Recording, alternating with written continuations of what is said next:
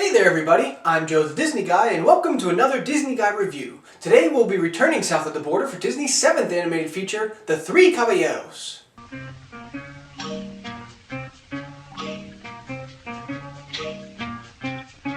So as we talked about 2 weeks ago, Nelson Rockefeller and the US government commissioned Walt to take a goodwill tour of South America in order to make films that could be distributed in North, Central, and South America.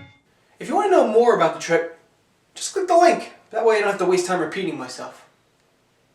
At the end of the 12-week tour, Disney and his crew visited various places in Mexico in order to continue garnering ideas for shorts.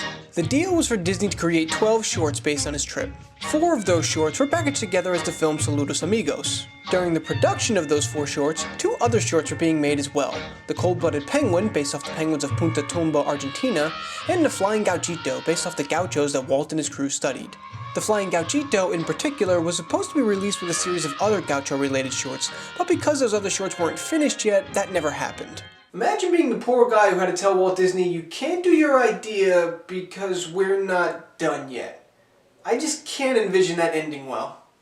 Luckily for Disney, Saludos Amigos was a huge success, and spurred on by this, Disney decided to release his 2 completed shorts along with the shorts based on Mexico together in another compilation film, and production on The Three Caballeros began. Like with the other places that the crew visited on their goodwill tour, Mexico provided plenty of story ideas for the Disney animators. One of the groups that Walt's crew studied extensively was the Mexican Charro, or horseman. One of the other unique ways Disney's crew gathered story ideas was through designs and characters found on Mexican pottery. Upon Disney's decision to make Mexico a focus of his next feature, a few animators actually made a return trip to Mexico City in 1943 in order to do more research and to audition Mexican talent to be in the film. One of those talents who would eventually appear in the film was Aurora Miranda, who was the sister of Brazilian-American star Carmen Miranda. Man, to be a Disney animator. Oh, we're doing a movie based on Mexico, so I have to go visit Mexico City and audition beautiful women to be in our film. Now that's the life. Much like Jose Carioca was created to represent Brazil, Disney decided to create another new character to represent Mexico as the third caballero. What they came up with was Panchito Pistoles, a gun-toting Mexican rooster who was dressed and acted like a charro. Finding a voice for Panchito, however, was harder than expected. Over 100 people were brought into Walt as potential voices, but none of them gave Walt what he wanted. One night, while at a San Francisco nightclub, Walt heard Mexican voice actor Joaquin Garay singing and liked it so much that he decided to cast him as the voice of Panchito. Ha! And some people actually audition to be in Disney movies. Just sing in a nightclub and hope that Walt shows up. Much easier. Production on The Three Caballeros also featured the emergence of a new artist and the mastery of a returning one. When Mary Blair heard of Walt's goodwill tour, she personally asked Walt to be a part of it and was brought along as part of the crew.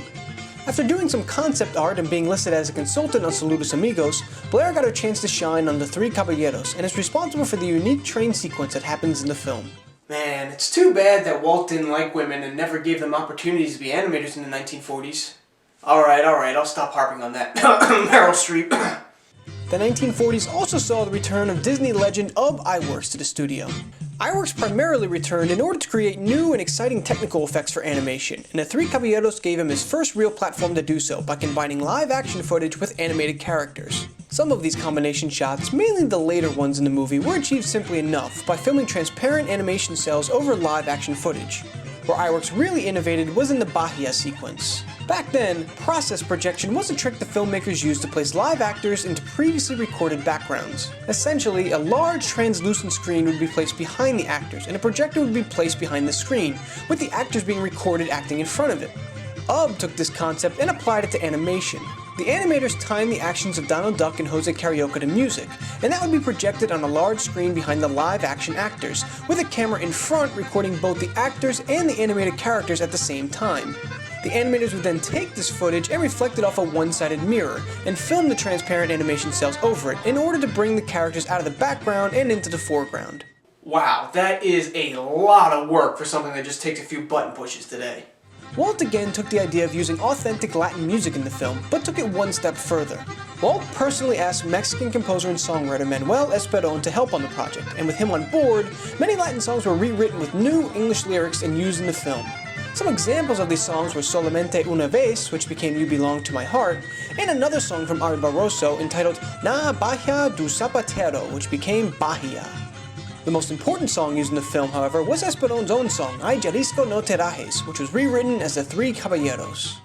Now, most of the new English lyrics in no way resemble the same story told by the original Spanish and Portuguese lyrics, but in the case of the Three Caballeros, Ay Jalisco no te rajes was actually a line in the song, partially as a nod to the original song, and partially because the original song's composer was one of the ones who was changing the lyrics for the song. Finally, on December 21st, 1944, the Three Caballeros debuted in Mexico City before being brought to the United States on February 3rd, 1945. Donald! Jose! Caramba! Now we're three gay caballeros. So, obviously, with both movies being based on Latin America, it's easy to compare Saludos Amigos and the Three Caballeros, but are they really that similar? Well, for one thing, the length of the Three Caballeros is vastly different from Saludos Amigos, running for about a half an hour longer, making it a more standard feature length. I also think that the use of Donald's birthday presents as the transitions help make the movie flow much better than the previous one. Sure, it's still made up of individual segments, but it doesn't feel nearly as choppy, and it transitions well throughout. Even little things, such as the callback to the Araquan bird, help make the various segments feel like they are part of the same movie, and not just pasted together. And the animation on the film is just incredible. The depictions of Brazil and Mexico are absolutely stunning, and I think they really convey the beauty of these countries. It's also extremely impressive, albeit jarring at first, to see these animated characters interacting with real-world people. Granted, the film quality in these scenes noticeably downgrades, but seeing as the film was actually plagued by these white specks and film grains all the way back in the 1940s, it's hard for me to hold that against it. But I think the most fun aspect of the film was the Caballeros themselves. They were all distinctly different, but similar enough that you could actually buy them as being friends. While the dynamic between Donald and Jose was established last film and came through in this one, Panchito entered, sang a song with the two, and immediately felt like he was just as integrated. Panchito in general, I thought, was a really fun addition. He provides the movie with a burst of energy and also gives the audience an introduction and explanation of Mexican culture, in a way that's different from the documentary feel of Saludos Amigos. And I mean, he's basically a pistol-wielding cowboy. How can you not like him?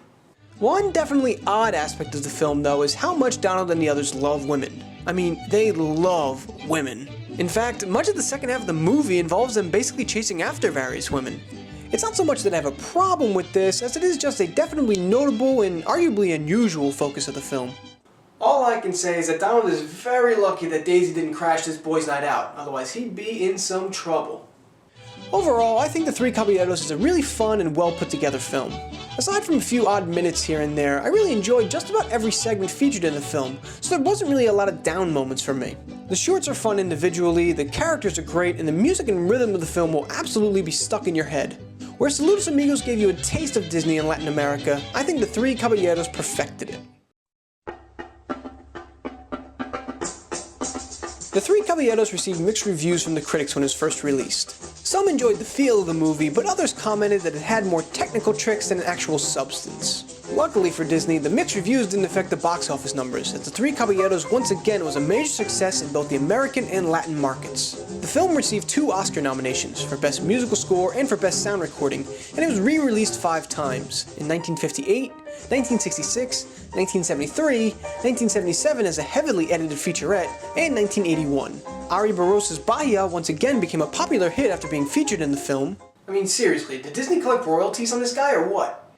And You Belong to My Heart was actually used again in the 1947 Disney short, Pluto's Blue Note. And in 2000 and 2005, cartoonist Don Rosa actually made 2 sequels to The Three Caballeros, released as comics, entitled The Three Caballeros Ride Again and The Magnificent 7-4 Caballeros. But the real lasting legacy of this movie is the Caballeros themselves. Donald, Jose, and Panchito have appeared all over Disney products as a trio, mainly representing Disney and Mexico. The trio has appeared on Disney's show, The House of Mouse, in 2001, are featured heavily in Disney's Mexico-themed Coronado Springs Resort in Florida, have their own ride, the Gran Fiesta Tour, located in the Mexico section of Epcot, and even appear in the Mexico portion of It's a Small World in Disneyland.